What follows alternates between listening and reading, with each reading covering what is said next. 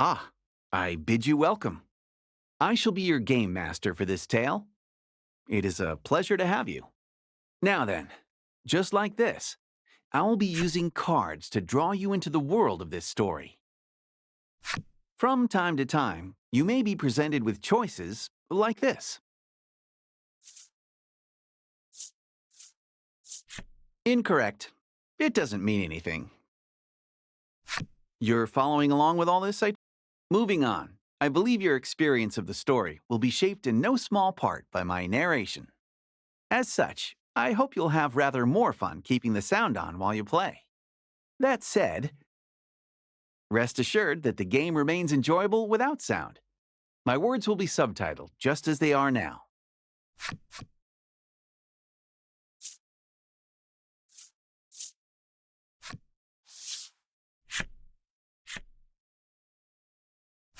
With the formalities sorted, we're all ready to begin the game.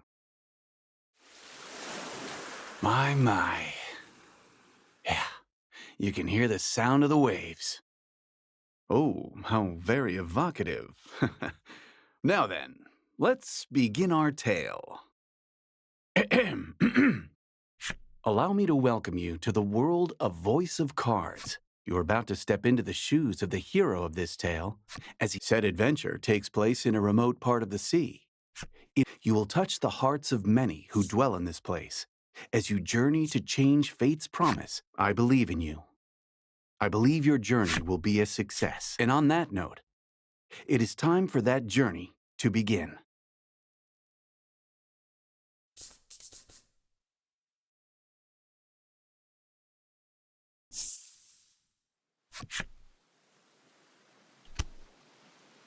Our story begins in a secluded grotto. A solitary young man stands in front. Once he finishes his work, he decides to carve his name into the side of the hull. A finishing touch.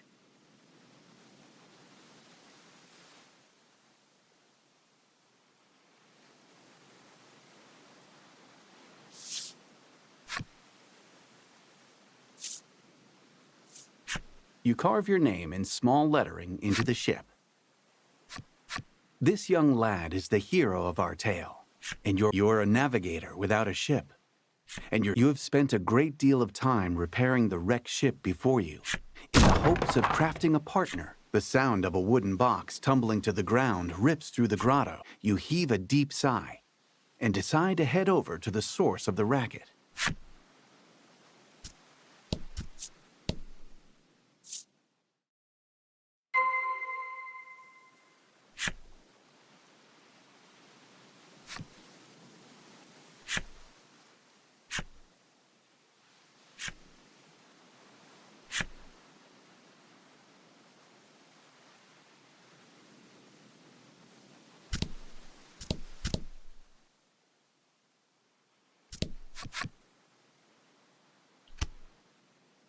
The source of the noise turns out to be a young girl.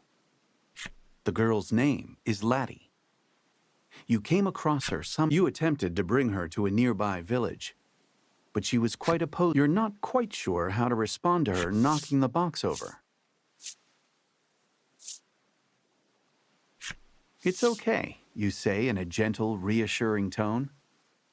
Laddie's worried expression melts away, replaced by one of relief. You move to leave the grotto, saying, I'm going to... Laddie waves goodbye, her forlorn smile seeing the young woman has lost. Neither of you have any knowledge of how she ended up in her situation, and you spend many quiet hours together in the scent of the sea and a sense of isolation. You take a deep breath, and then set out for the nearby Omega village, which shares the island's name.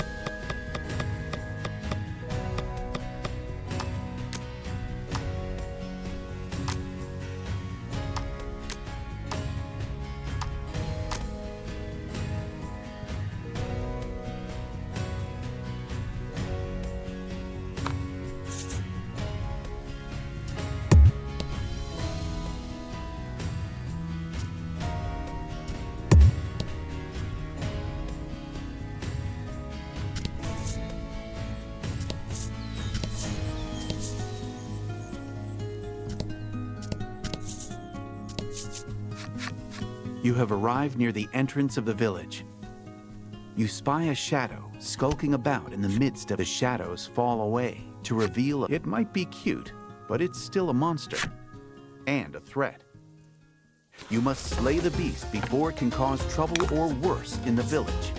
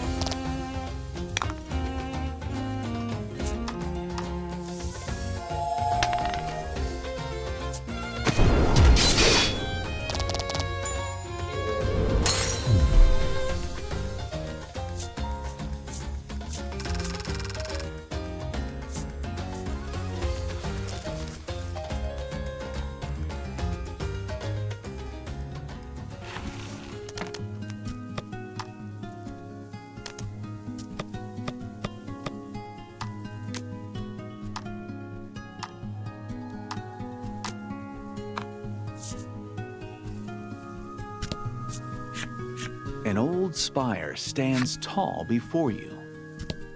Alas, there's little reason to go poking around within.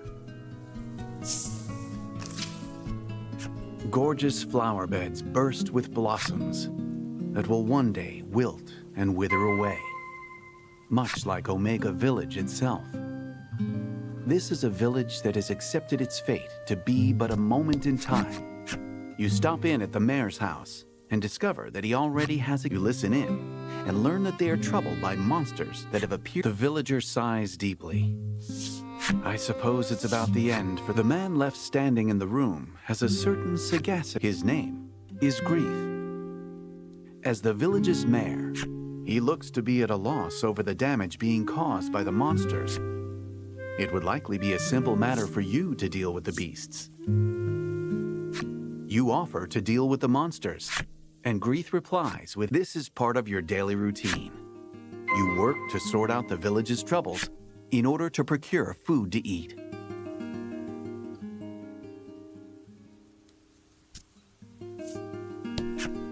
I wish I got to be the maiden, the girl says mournfully, dressed head to toe in maiden garb and clearly pretending to be such.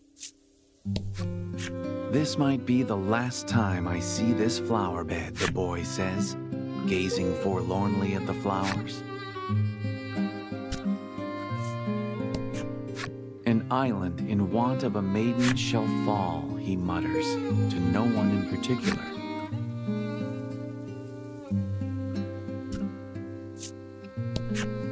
A lone woman diligently cleans the grounds of the maiden shrine. The windows are closed, and it's too dark to see much inside. All sound seems to fall away.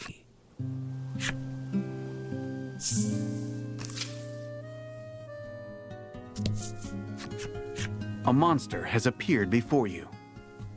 With a sigh, you mutter, "Let's get this over with then," and ready your weapon.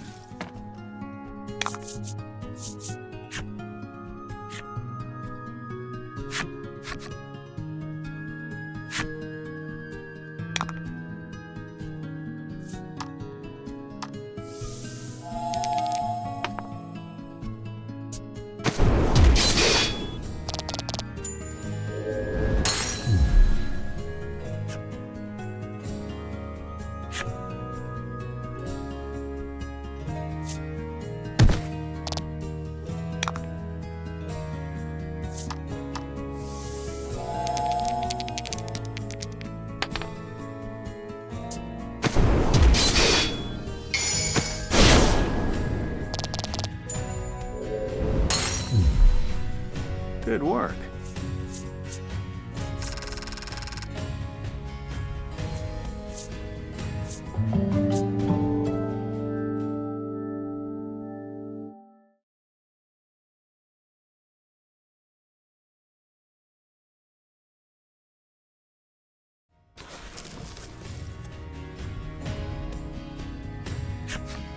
With practiced skill, you swing your weapon, merciless. You wipe the blood off your weapon.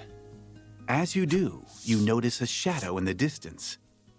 Another monster, perhaps? Silently, you creep up on the shadow and bring your blade. Whatever the shadow was, it was taken aback by your unexpected assault. It looks like it ran off in the direction of the spire near the village.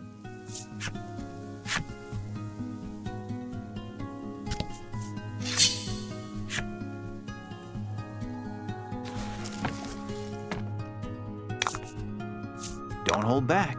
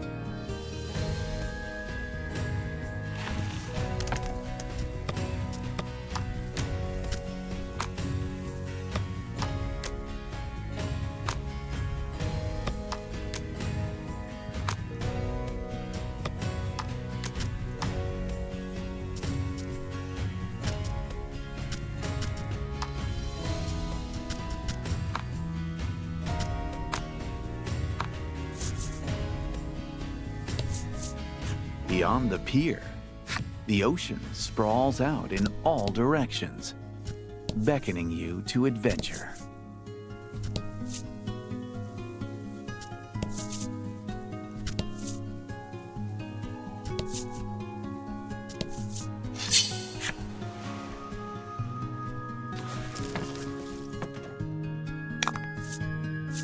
And fight!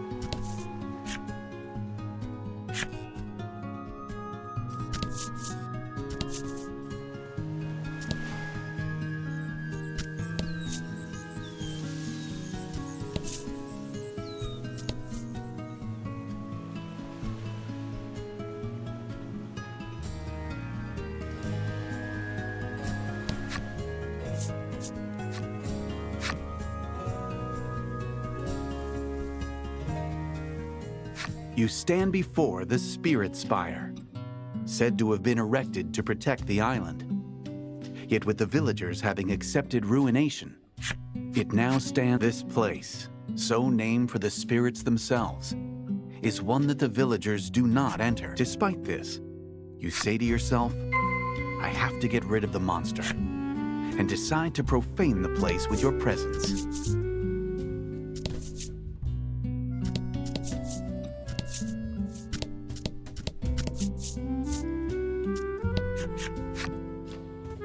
There are some words etched into the door, but they are weathered and difficult. Worried though you are about whatever the words might say, you nonetheless try pushing the handle. With some protest, You spy the shadow of the monster you encountered. The shadow notices you can't help but admire the rapid escape. Though it looks like you're back to chasing after a shadow.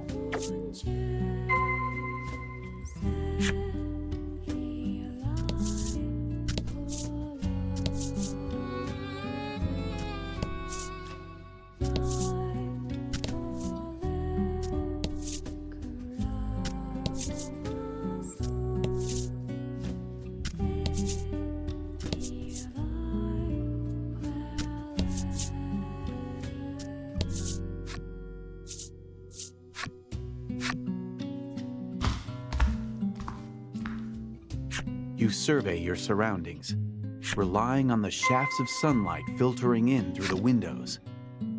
However, you're unable to see the monster from where you are.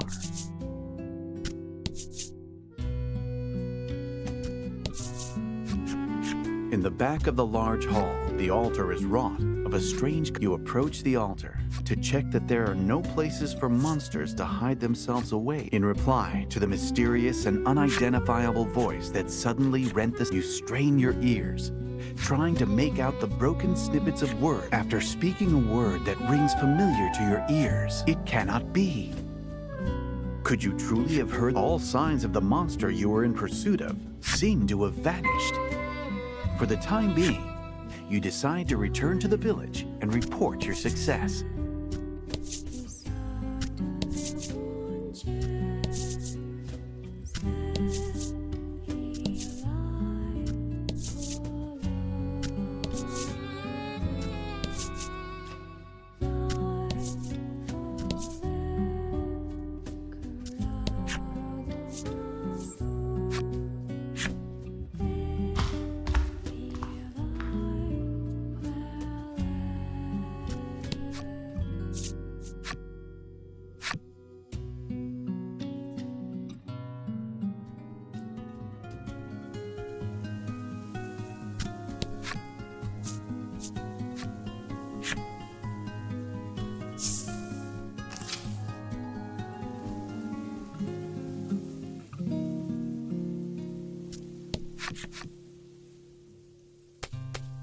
When you arrive at the mayor's house, there is a young visitor already there.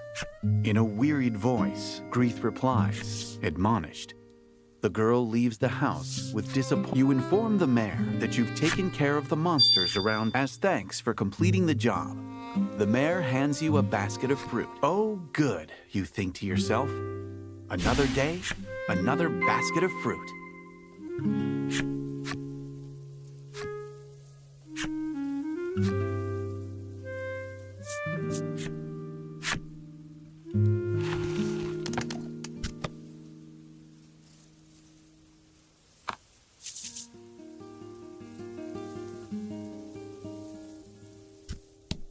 How may I help you? The proprietor inquires.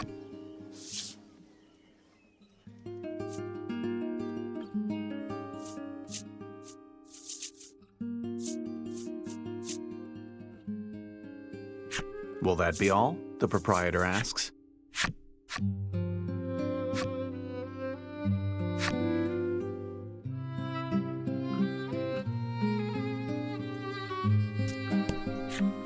How may I help you? The proprietor inquires.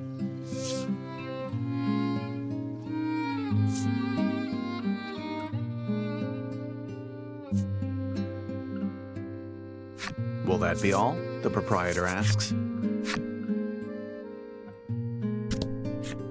How may I help you? The proprietor inquires.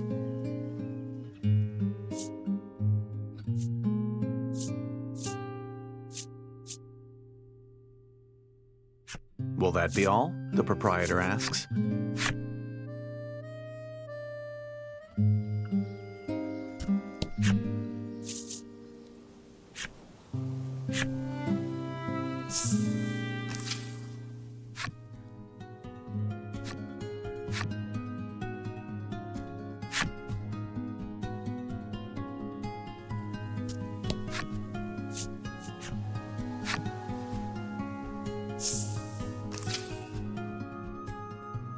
You re-enter the grotto, and on a normal day, Laddie would already have zipped over to greet you.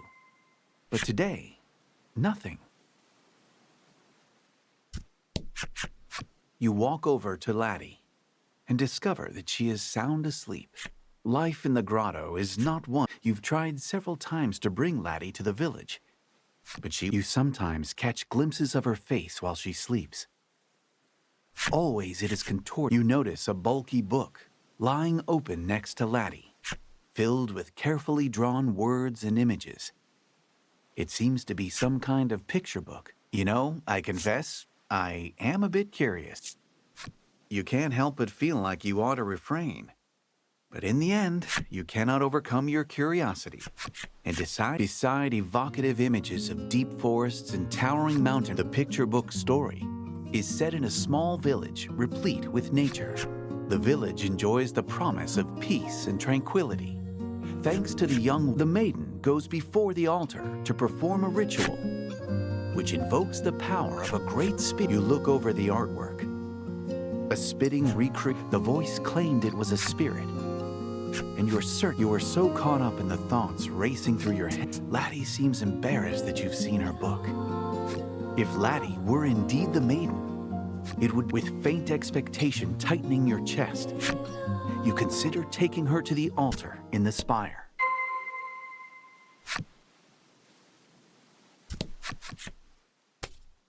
You've given Laddie some of the fruit you brought back. Your stomach rumbles as you watch her. And together, the two of you enjoy a light meal.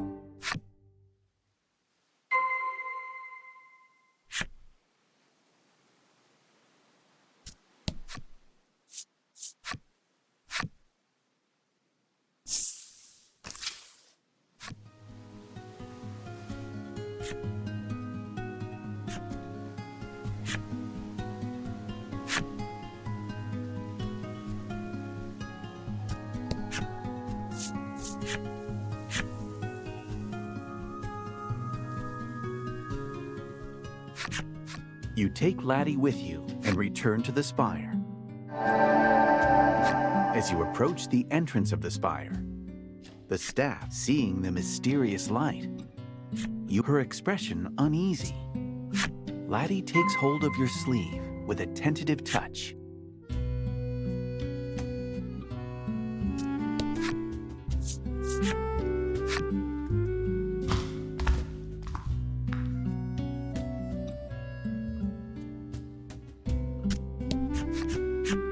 You stand before the altar once more, bathed in an air of mysticism. The light emitting from Laddie's staff intensifies, as if indicating its destination.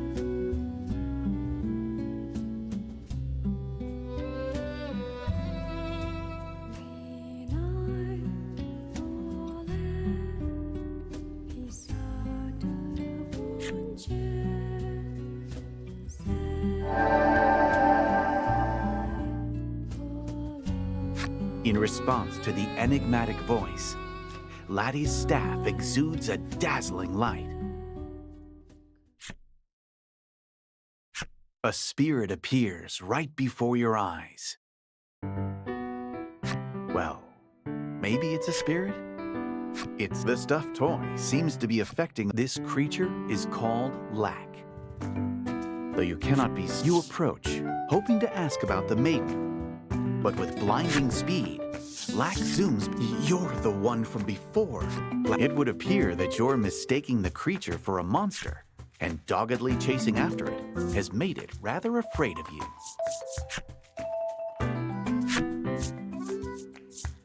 You hold out an offer of reconciliation, and you're not really sure if the make-good worked out. But in any event, you ask about the maiden once more. And just as the maiden's myth handed down amongst the denizens of the islands, however, she was unable to take up her role. Lack concludes with a proposal. How's about you? As you had hoped, Laddie appears to be the key to the island's salvation.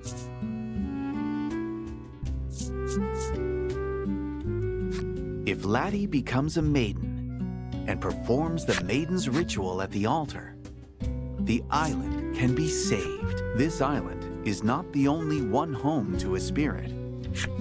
The self-proclaimed spirit explains that if you bring Laddie, shows the staff in her hand, wearing an expression that seems to say, you ask, should we kill the maidens and steal the relics? As Lack explains, each maiden has an attendant, and the world-changing immensity of what you have just learned, but it does just so happen you've been readying a sea. You accept Lack's proposal to help Laddie become a maiden. So, you want me to poof you back to the entrance? You decide to make for the spire's exit.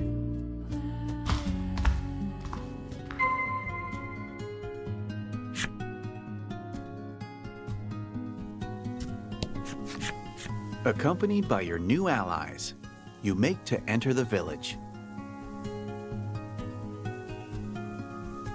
But Laddie seems to find something about this idea disagreeable. Oh, I got this one, says Lack, evidently with some kind of plan in mind.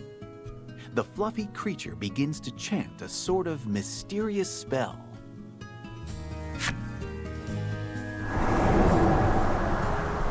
Suddenly, Laddie's face is transformed into that of an Laddie touches her transformed visage and then gives a thumbs up. You are a god. But Laddie looks sideways at you as she walks into the village, her identity now safely hidden.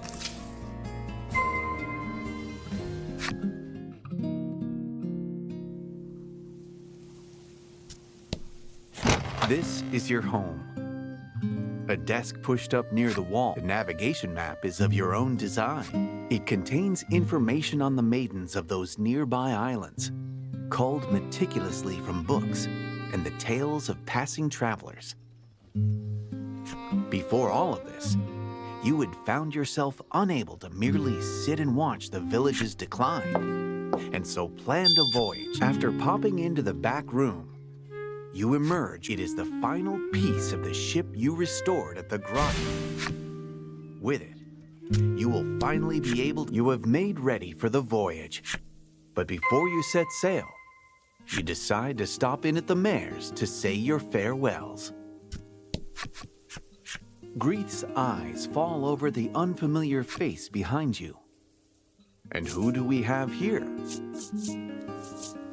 You respond, a traveler, weary from a long journey. Changing the subject, you explain to the mayor that you'll be leaving the village. You felt sure that the mayor, with his love of the village, and yet the moment you explain that you found a maiden who can save the island, this island is destined to meet its. You cannot fathom why he, the mayor of the village, would. Though each of you hold the island in your hearts, you cannot reconcile the difference of opinion. You believe that your desire to save the island will prove to be the right perspective.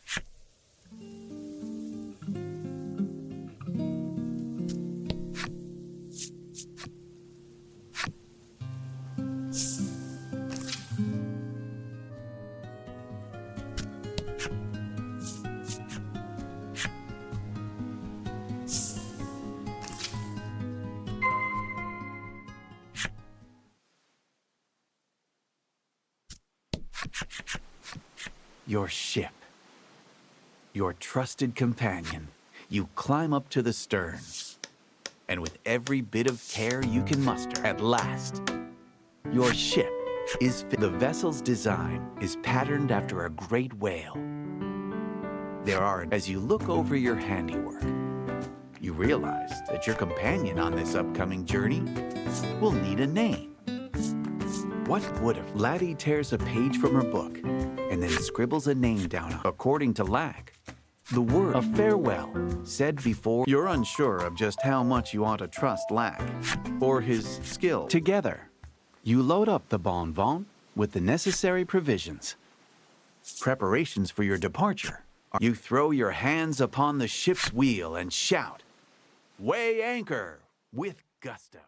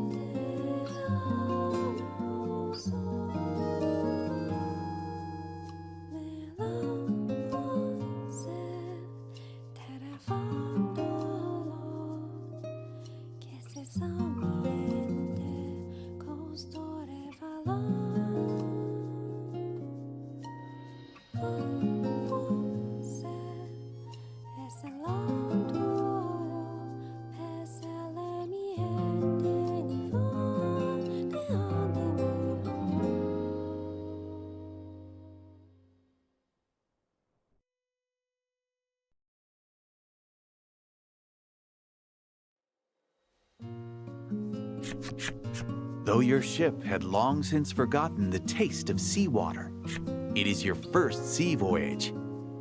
Laddie, she opens up your homemade navigation map. On the island to the south of here lives a beauty. After closing up the map, you grasp the wheel like a familiar. You now have free rein to sail up. New tales await you when you put into port on an island where a maiden dwells.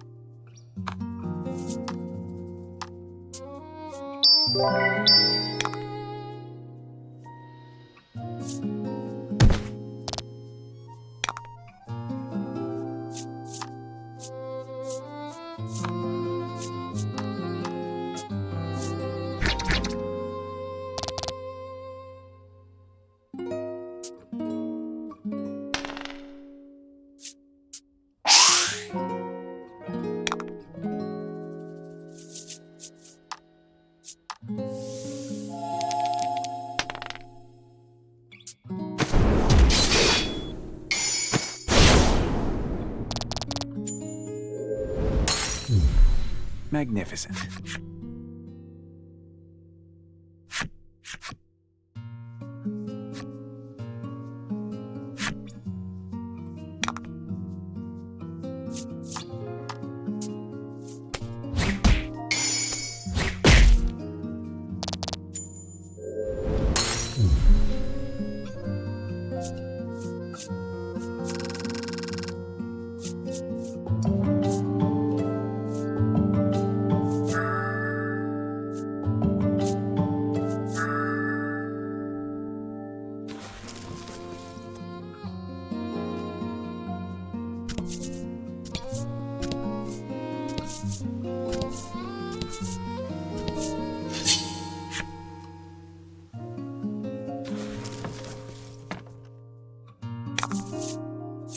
And fight.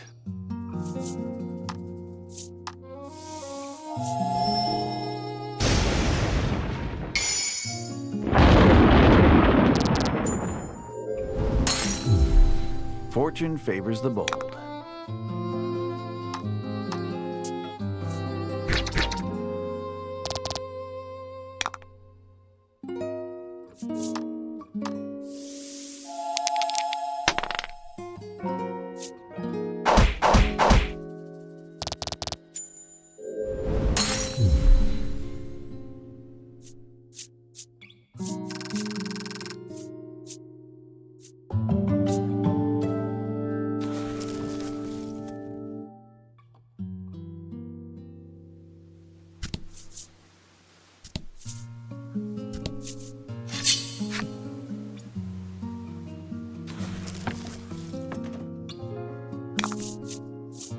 Fight him off.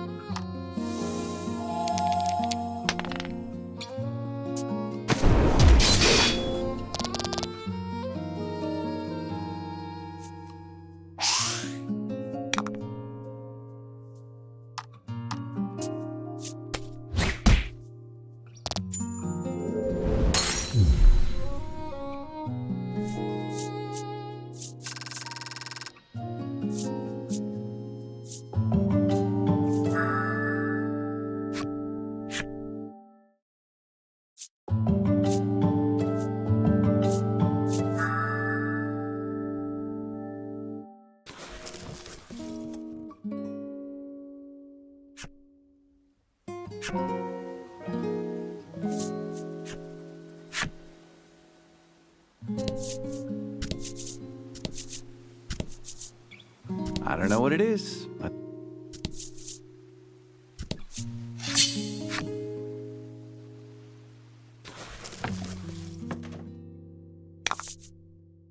fight him off.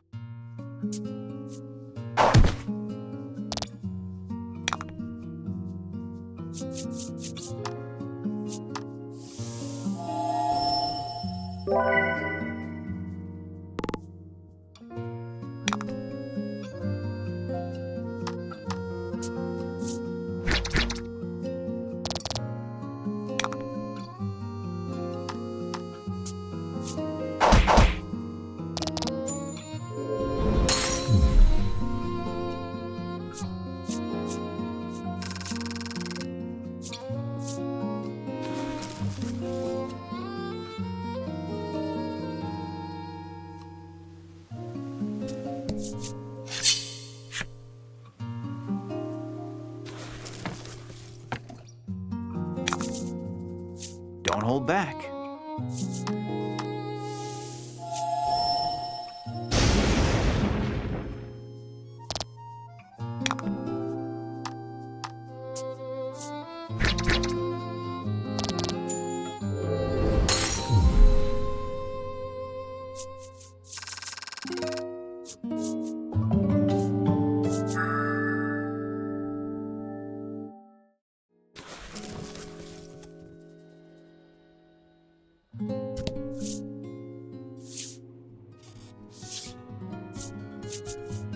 You cross the sea and arrive at the south on the south aisle. You will hear the tale of a maiden in blue. Very well then. Prepare to go ashore.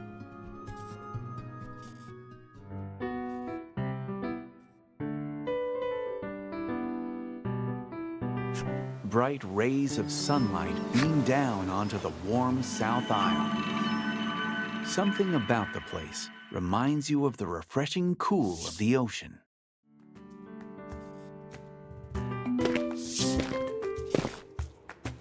After weighing anchor and docking your ship at the pier, utterly exhausted from hours at the helm, once you have your heading, you and the others make for the village of Coveton in the south. Okay, now let's go.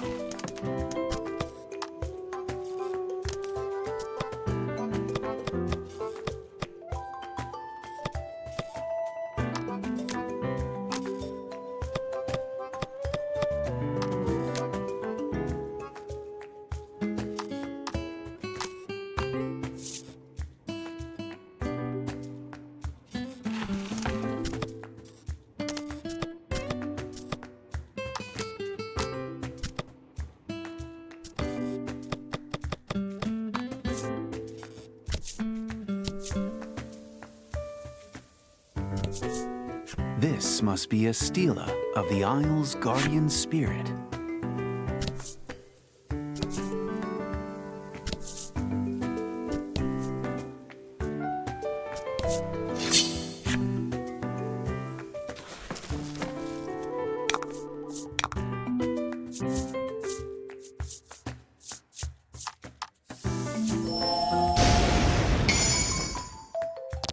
Magnificent.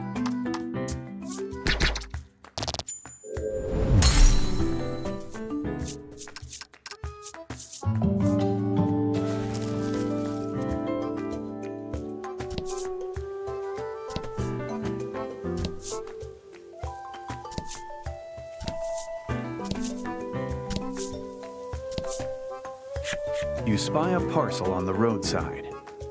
As you inspecting the parcel, you read its intended destination was Coveton.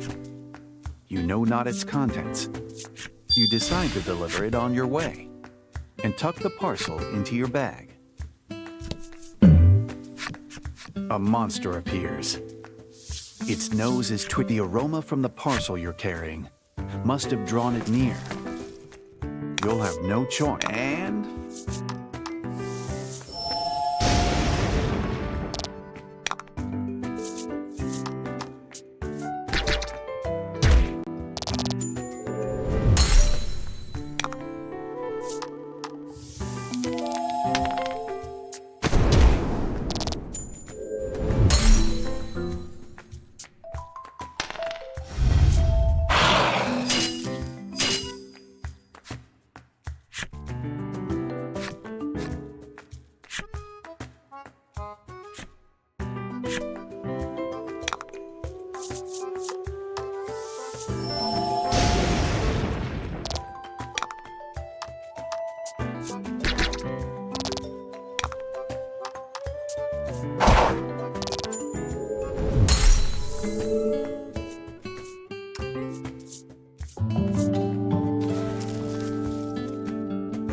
You should deliver the parcel to Coveton before it draws any other monsters.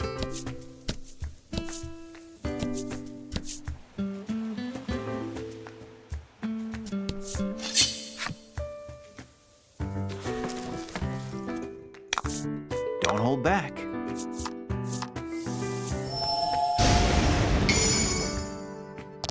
Magnificent.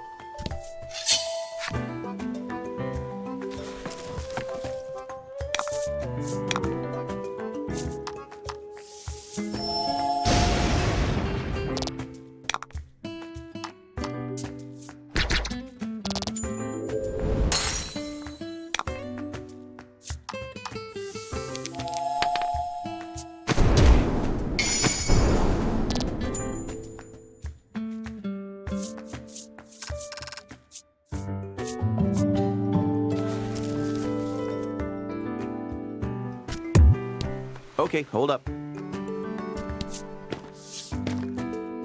So hot, you grumble. As you use your shirt, wondering how Laddie is holding up, you turn and see she begins to rub her cheek again, but the sight sends shivers down your spine.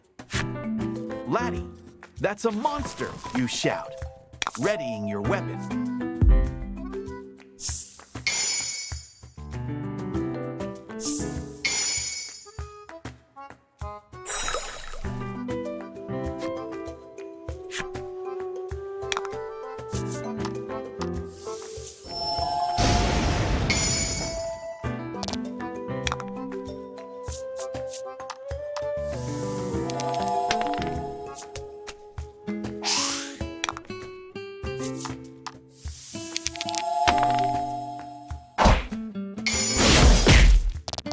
Excellent.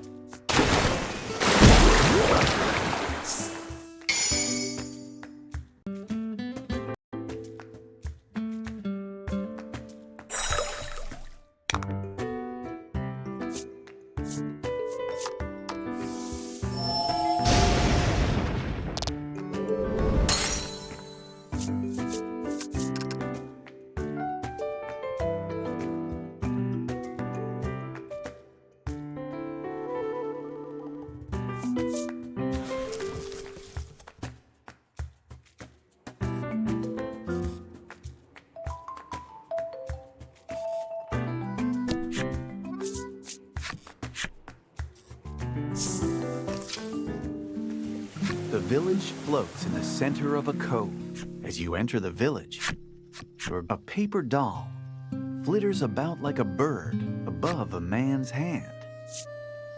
The man sees your curious gazes and explains that he animates it with a magic. He claims that all the villagers use such spells to enrich their lives. At your straightforward question, the man appears, though the maiden isn't here now. You thank the man, then resume your search for the maiden.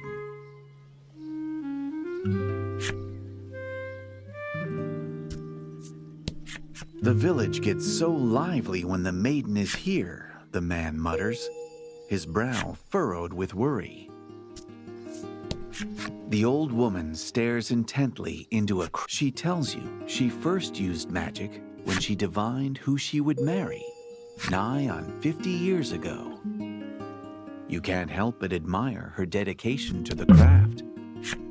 Having arrived in Coveton, a woman asks you. She says she's been waiting forever at the village entrance. Her eyes light. It seems the parcel contained an exotic, but the scent of this perfume attracts monsters. Is it really safe to hand it over to her? You hand her the parcel, explaining how dangerous this, while dancing a jig in celebration of her long-awaited perfume. She hands you a gratuity for carrying it all this way.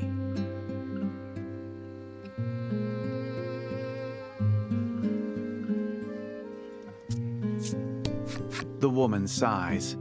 That maiden's gone gallivanting again today.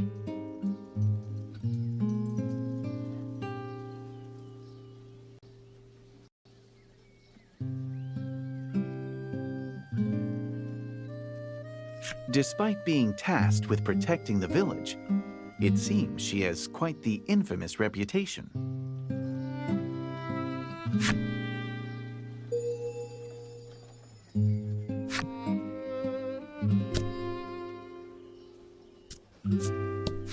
Face contorted in concentration, you ask him about the maiden.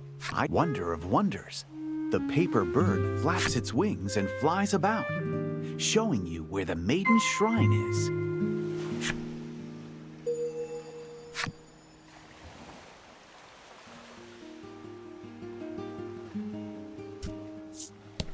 The man tells you the village may be renowned for its magic charms, but the tasty fish caught here aren't half bad either.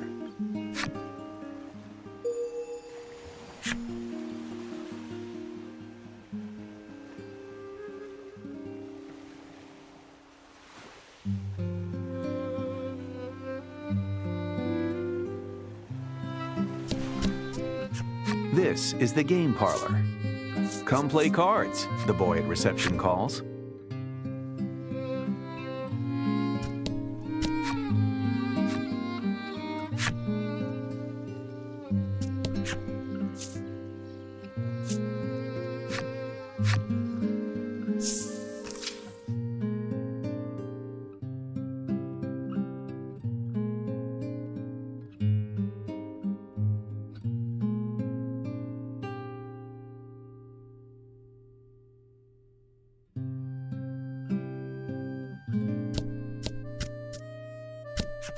At the heart of the shrine, you see a young woman and man. The woman's name is Fila.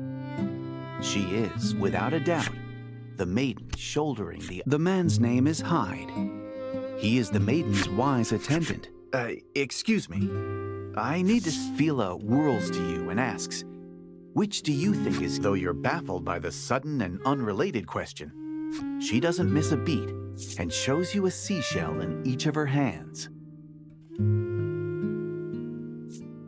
You suppose the asymmetry of the shell in her right hand could be... Fila grins. Looks like I win. Apparently, the maiden and her attendant you had heard about the Azure Maiden from the villagers.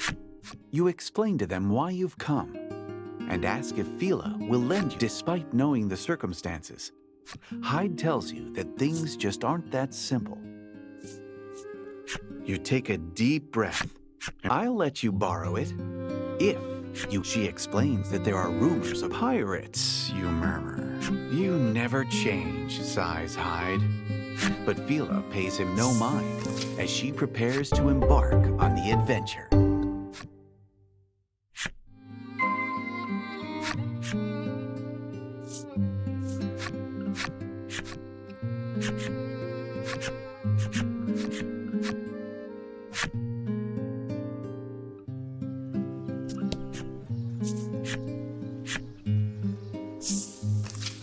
All right, things have taken a very lively turn, haven't they?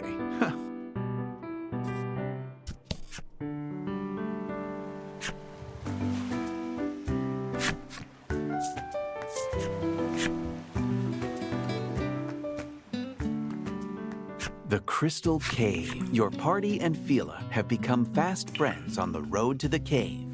Though Laddie seems somewhat nervous to finally... The loose-lipped Fila tells you all. Hyde seems on edge about her blasé divulgences. You give him a pat on the shoulder, quietly sympathizing with him.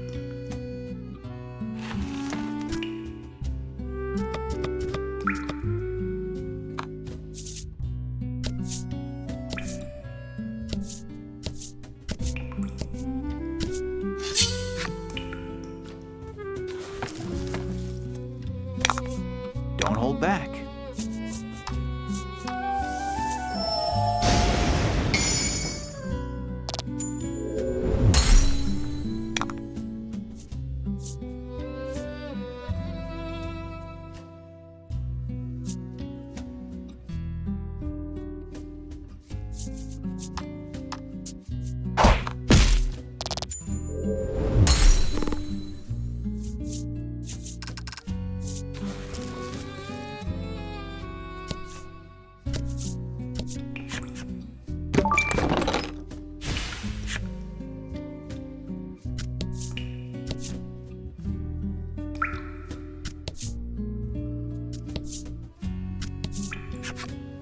You come across a large boulder. You aren't sure where it fell from. The 5 of you rally together, then push, and the boulder sinks into the water. Fila hugs Hyde in her excitement. He blushes in him at their public display of affection. Laddie covers her face with her hands, but peeks at them through her fingers.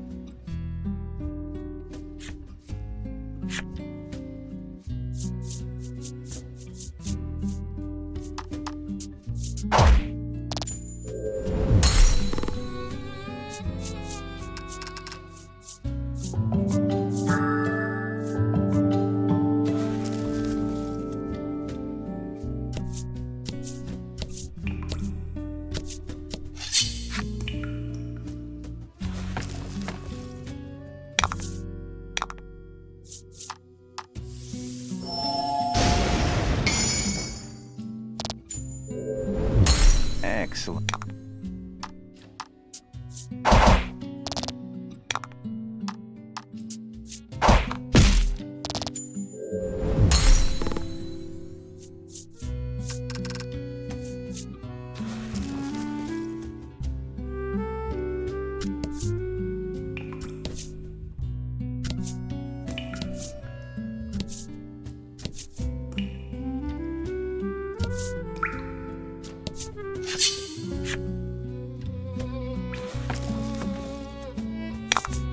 And fight!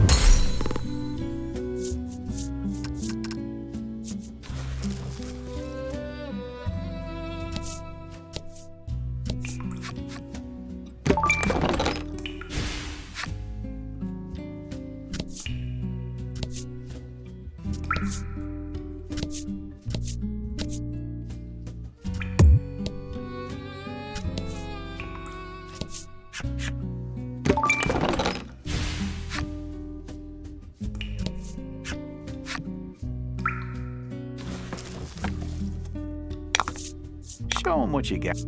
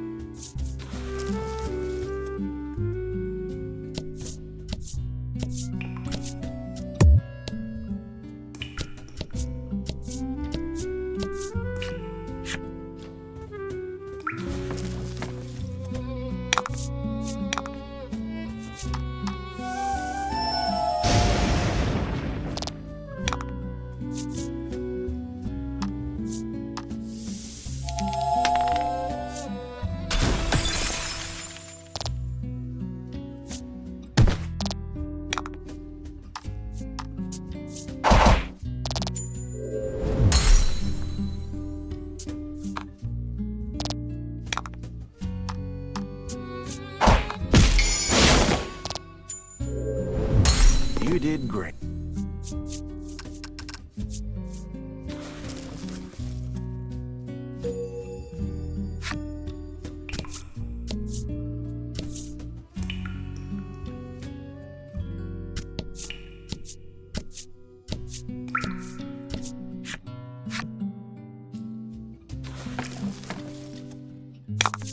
Don't hold back.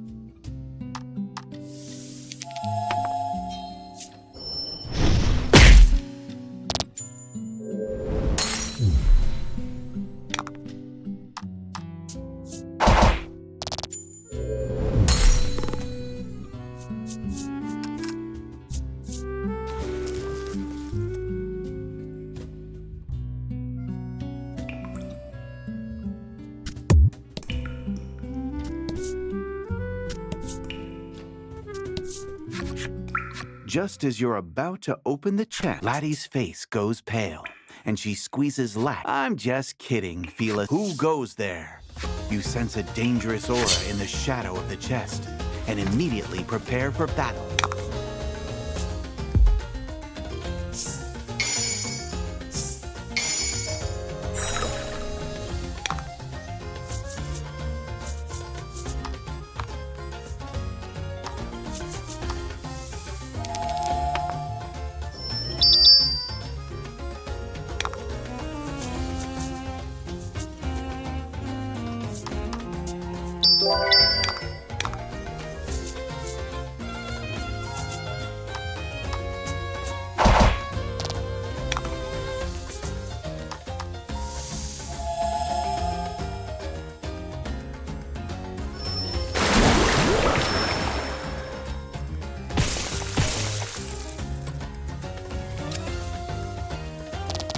Teamwork makes the dream work.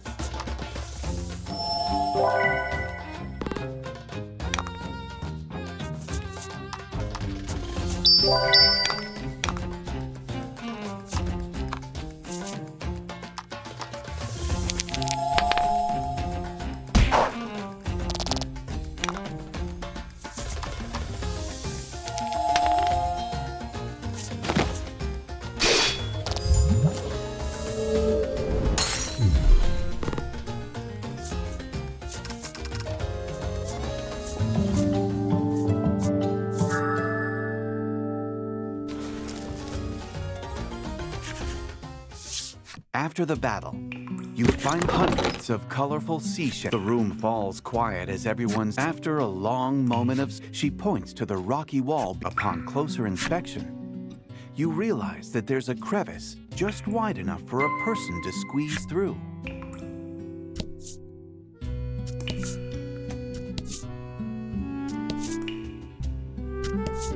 You discover a chest in the cavern depths. Your allies rummage through its contents, but don't find anything resembling pirate treasure.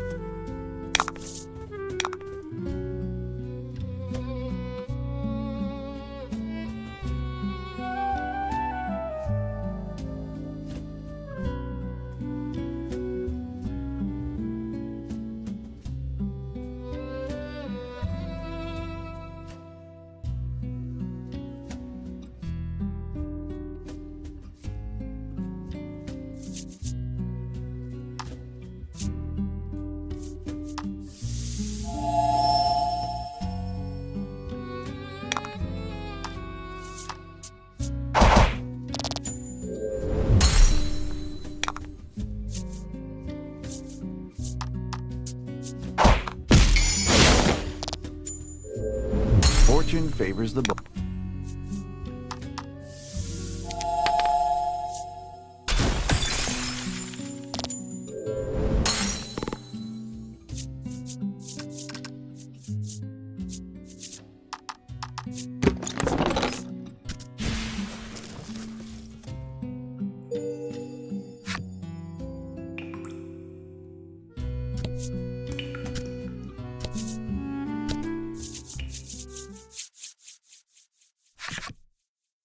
A droplet of water falls. Once the ripples upon the surface still, it feels as though time stops.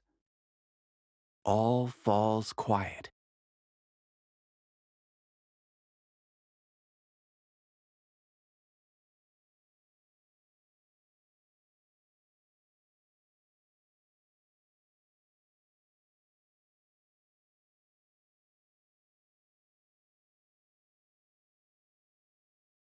A beautiful underground lake. Your collective breaths are taken. The lake's light reflects in... I'm so happy we can see this together, she whispers. Though you had come to the cave and you return to Coveton, basking in the afterglow of such a marvelous discovery.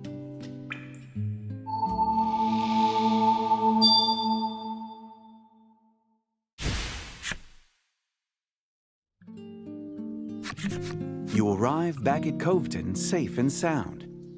Apparently, she took it from the cave so that Hyde, with a sigh, her attendant agrees and says he will need to borrow the proper tools from the accessory shop.